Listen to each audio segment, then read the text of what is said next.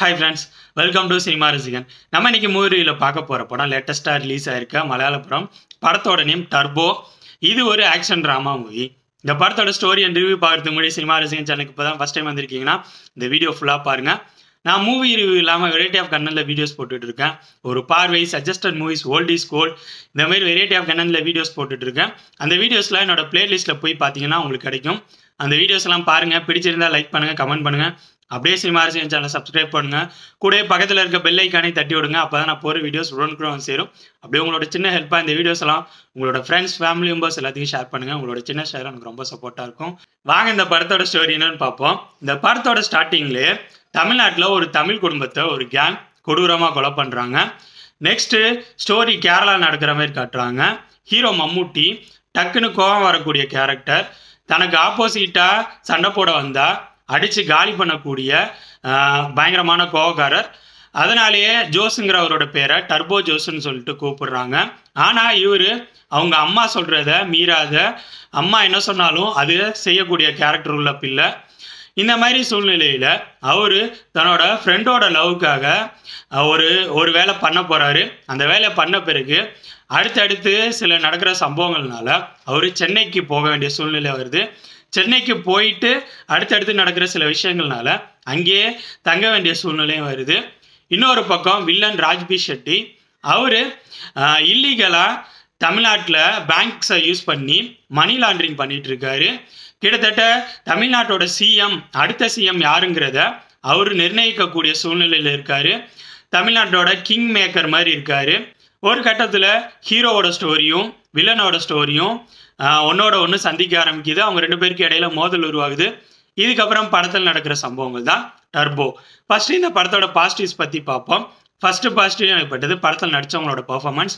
First மெயினாக சொல்லணும்னா மம்முட்டி. அவரால் தான் இந்த படத்தை நம்மளால் உட்காந்தே பார்க்க முடிஞ்சிச்சு. அவர் தான் ஃபுல் அண்ட் ஃபுல் இந்த படத்தை தன்னோட ஷோல்டரில் தாங்கி கொண்டு போகிறான்னு சொல்லலாம். அவர் யூஸ்வலாக சூப்பராக பர்ஃபார்ம் பண்ணக்கூடியவர். ஒரு படமும் வெவ்வேறு ஜானரில் வந்து படத்தை பண்ணிட்டு இருக்காரு. இந்த படம் கமர்ஷியல் ஆக்ஷன் ட்ராமா உருவாயிருக்கு. அதுக்கேற்ற பர்ஃபார்மன்ஸை அவர் நல்லாவே கொடுத்துருக்காருன்னு சொல்லுவேன். அவர் மட்டும் இல்லாமல் இந்த படத்தில் நிறைய கேரக்டர்ஸ் இருக்காங்க. எல்லாருமே நல்லா பர்ஃபார்ம் பண்ணியிருக்காங்க. நெக்ஸ்ட்டு பாசிட்டிவ் எனக்கு பட்டது படத்தோட ஆக்ஷன் சீக்வன்ஸ். ஆக்ஷன் சீக்வன்ஸ்லாம் ஒரு கமர்ஷியல் ட்ராமாஸில் எப்படி இருக்குமோ அந்த மாதிரி ஆக்ஷன் சீக்வன்ஸ் இருக்குது. அடித்தா பறக்கிறது அந்த மாதிரி தான் இருக்குது. இருந்தாலும் ஆக்ஷன் சீக்வன்ஸ் சுவாரஸ்யமாக இருக்குது. அதில் டெக்னிக்கல் விஷயங்கள் சூப்பராகவே இருக்குது. அடுத்த பாசிட்டிவ் எனக்கு பட்டது இந்த படத்தோட டெக்னிக்கல் விஷயங்களான ஒளிப்பதிவு, பேக்ரவுண்ட் மியூசிக், எடிட்டிங், இந்த 3 விஷயங்களும் ஆக்ஷன் சீக்வன்ஸ் மட்டும் இல்லாமல் படம் ஃபுல்லாகவுமே சூப்பராகவே வந்திருக்குன்னு சொல்லுவேன். இந்த 3 விஷயங்களும் படத்தோட ஃப்ளோவுக்கு ரொம்பவே சப்போர்ட்டாக இருந்துச்சு நான் சொல்லுவேன்.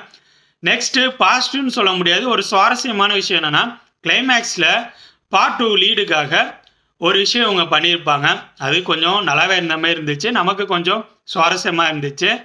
நெக்ஸ்ட் இந்த படத்தை நைட்டிஸ் பற்றி பார்ப்போம். ஃபஸ்ட்டு நைட்டே எனக்கு பட்ட இந்த படத்தோட ஸ்டோரியை சொல்லுவேன். ரொம்ப பழைய ஸ்டோரி. கிட்டத்தட்ட எம்ஜிஆர் காலத்துலேருந்து நம்ம இந்த ஸ்டோரி பேஸ் லைனை பார்த்துட்டு இருக்கோம்.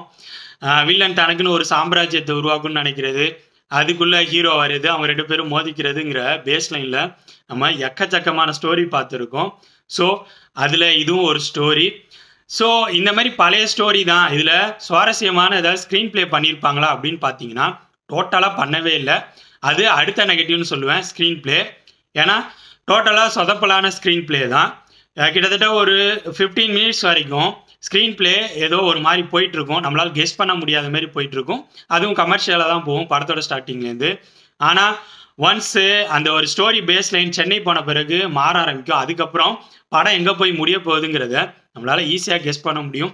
ஒரு சீனு ஸ்டார்ட் ஆகிறப்ப அந்த சீன் எங்கே போய் முடியுங்கிறதையும் நம்மளால் ஈஸியாக கெஸ் பண்ண முடியும். அந்தளவு ஈஸியாக யூகிக்கக்கூடிய ஒரு ஸ்க்ரீன் பிளே. இந்த ஸ்டோரி ப்ளஸ் ஸ்க்ரீன் பிளே இது ரெண்டுமே நம்ம பார்த்து பழகின பழைய பேட்டர்னில் இருக்கிறதுனால இந்த படத்தோட லென்த்து 2.5 மணி நேரங்கிறது கிட்டத்தட்ட 3 மணி நேரம் ஓடுற ஃபீலை உருவாக்குது. இது லென்த்தை வந்து இந்த படத்தோட 3வது நெகட்டிவ்னு நான் சொல்லுவேன். ஓவராலாக சொல்லணும்னா என்னை பொறுத்த வரைக்கும் இந்த படம் ரொம்பவே சுமாரான படம். உங்களுக்கு லாஜிக்கே இல்லாத கமர்ஷியல் ட்ராமாஸ் பிடிக்கும், மம்முட்டி அவர் கமர்ஷியலாக நடித்தா பிடிக்குன்னா நீங்கள் இந்த படத்தை ட்ரை பண்ணலாம். ஆனால் ரீசெண்ட் டேஸில் ரிலீஸ் ஆன மலையாள படங்களில் ஏதோ ஒன்று புதுசாக நம்மளை அட்ராக்ட் பண்ணிட்டு இருந்துச்சு. ஏன் மம்முட்டி இதுக்கு முன்னாடி நடித்த ரிலீஸ் ஆன கண்ணூர் ஸ்குவாட், பிரம்மயுகம் இந்த படங்கள்லையும் புதுசாக சுவாரஸ்யமாக சில விஷயங்களை வச்சுருந்தாங்க. அந்த மாதிரி இந்த படத்தில் ஏதாவது புதுசாக இருக்குன்னு நீங்கள் நினச்சிங்கன்னா டோட்டலாக உங்களுக்கு ஏமாற்றுறது தான் உருவாக்கும். இந்த படத்தில் செக்ஷுவல் கண்டென்ட் எதுவும் இல்லை, ஆனால் வயலன்ஸ் ரொம்ப அதிகமாகவே இருக்குது. ஸோ இந்த ரிவ்யூ ஃபுல்லாக பார்த்துருப்பீங்க. இதை பேஸ் பண்ணி உங்களோட முடிவை எடுத்துக்கோங்க, இந்த படத்தை பார்க்கலாமா வேணாமான்னு. ஓகே ஃப்ரெண்ட்ஸ், இந்த வீடியோ உங்களுக்கு பிடிச்சிருக்குன்னு நினைக்கிறேன். தேங்க்ஸ் ஃபார் வாட்சிங். இந்த வீடியோ பிடிச்சிருந்தா லைக் பண்ணுங்கள், கமெண்ட் பண்ணுங்கள், ஷேர் பண்ணுங்கள். அப்படியே சினிமா ரசிகன் சேனலை சப்ஸ்கிரைப் பண்ணுங்கள். கூடவே பக்கத்தில் இருக்க பெல் ஐக்கானையும் கிளிக் பண்ணுங்கள். அப்போ தான் நம்ம போடுற வீடியோஸ் உடனுக்குடன் உங்களுக்கு வந்து சேரும். தேங்க்யூ.